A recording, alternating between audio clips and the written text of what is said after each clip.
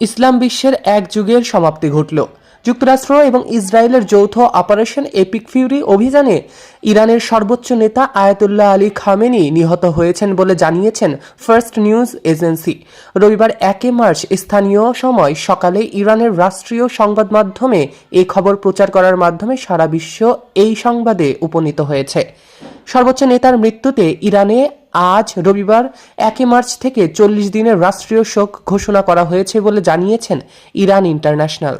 দেশটির রাষ্ট্রীয় টিভি চ্যানেলগুলোতে উপস্থাপকদের পড়ে শোনানো বিবৃতিতে বলা হয়, ইরানের সর্বোচ্চ জাতীয় নিরাপত্তা পরিষদ জানিয়েছে শনিবার 28 ফেব্রুয়ারি স্থানীয় সময় ভোরে আয়াতুল্লাহ খামেনি তার নিজ কার্যালয়ে দায়িত্ব পালন করার সময়ই নিহত হয়েছেন।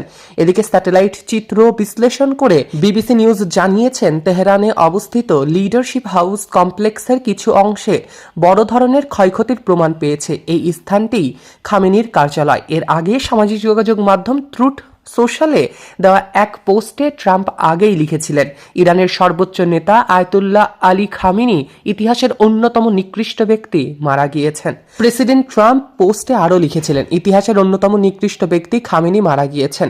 খামেনি ও তার রক্তপিপাসু বাহিনীর হাতে নিহত বা মিউটিলেটেড অসংখ্য আমেরিকান বা বিশ্ববাসীর জন্য আজ সুবিচার প্রতিষ্ঠিত হলো।